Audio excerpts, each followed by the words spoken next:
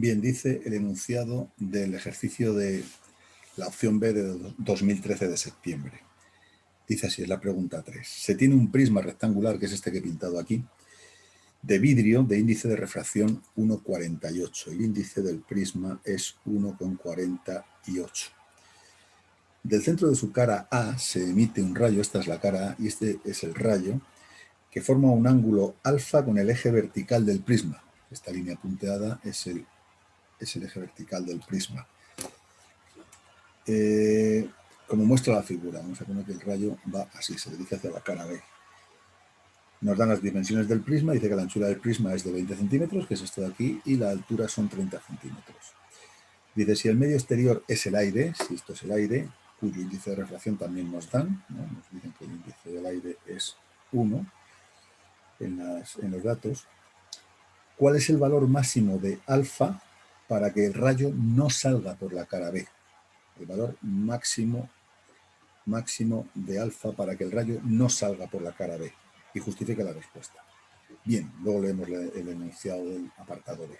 Bueno, pues para que el rayo no salga por la cara B, lo que se tiene que producir es que este ángulo de aquí, el ángulo que ahora mismo no se ve, que no está pintado, este de aquí, sea el ángulo límite. Si este ángulo es el ángulo límite, esto es la normal,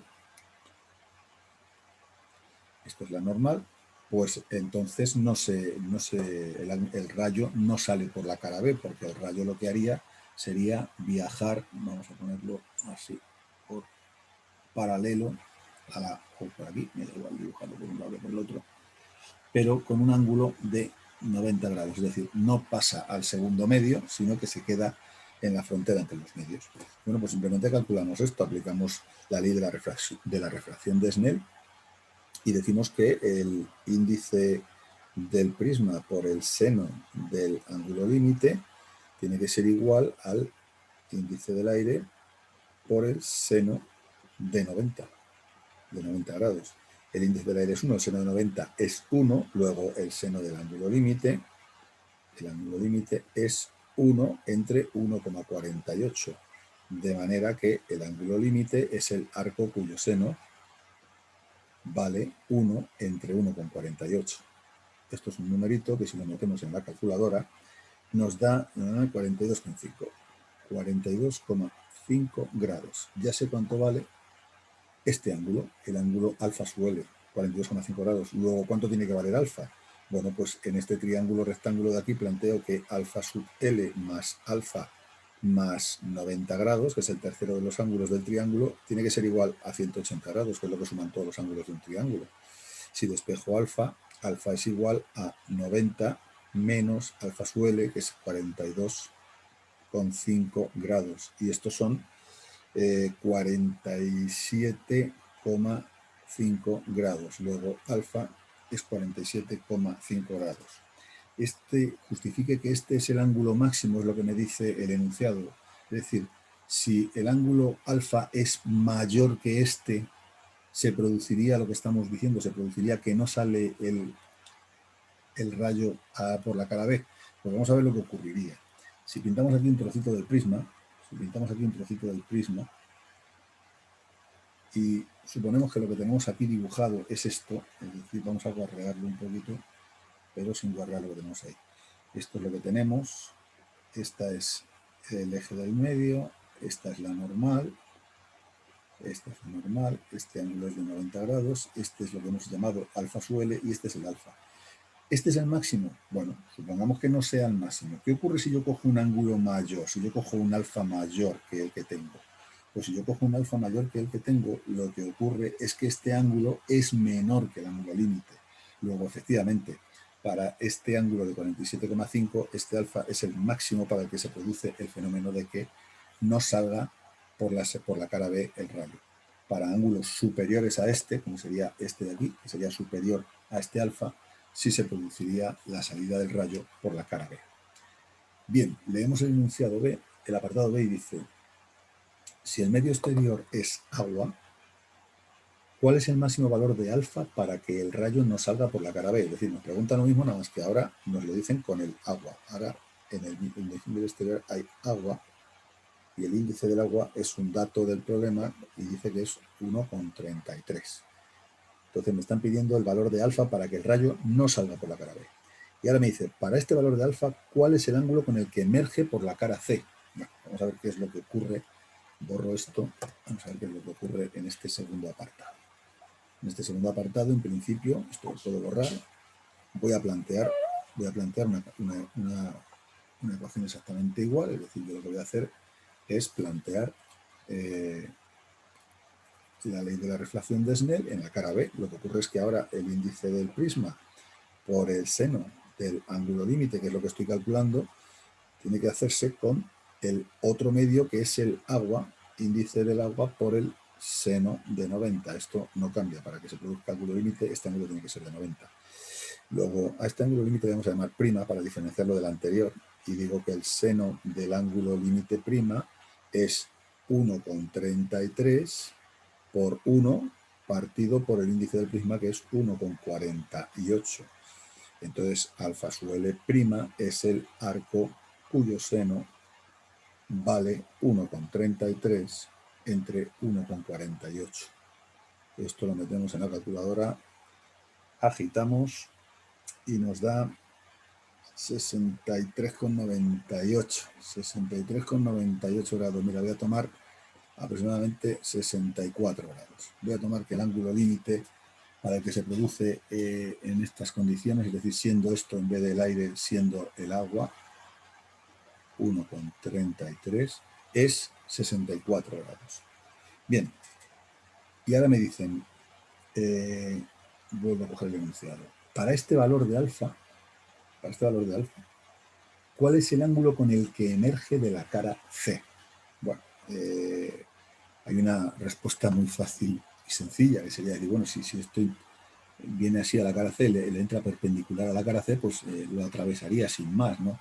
Saldría de la cara C con un ángulo de 0 grados con respecto a la normal.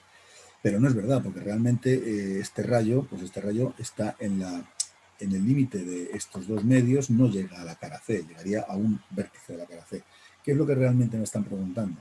Lo que realmente me están preguntando es que calcule cuando un rayo incide en una superficie, siempre se produce una superficie entre dos medios que los dos permitan que la luz se transmita a través. Siempre hay una parte del rayo que se refracta, que pasa al segundo medio o que se queda por aquí, y siempre hay una parte que se refleja. ¿De acuerdo? Es decir, hay una parte que se refleja y lo hace con el mismo ángulo con el que incidió, evidentemente. Es decir, este ángulo reflejado es el mismo que este. Ahora bien, yo no sé si en las nuevas condiciones, es decir, con este ángulo alfa suele de 64 grados, que me da un alfa que voy a calcular ahora, alfa más alfa L' más 90 sería 180, de tal manera que alfa sería 180 menos 90 menos alfa L', que son 64, de 6, 26 grados, ¿no? 26 grados. 26 grados. Si con este ángulo de 26 grados, yo lo que no sé, mi gran duda es si el rayo llegará a pegar aquí y rebotará o irá directamente hasta la cara C, es decir, no llegará nunca a pegar en la cara B.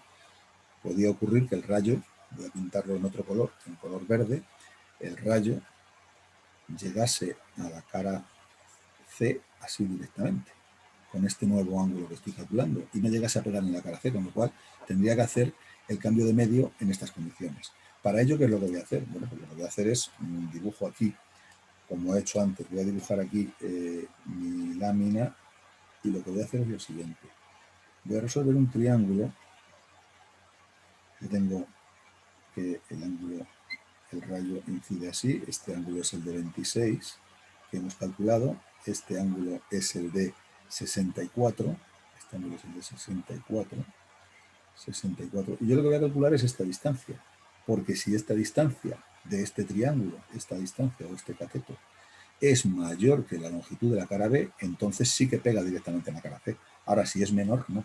¿Y cómo lo calculo? Bueno, pues yo a esta longitud la llamo L y digo que la tangente de 26, por ejemplo, la tangente de 26 será cateto opuesto, es decir, este trocito de aquí, que es la mitad de 20, 10, partido por L.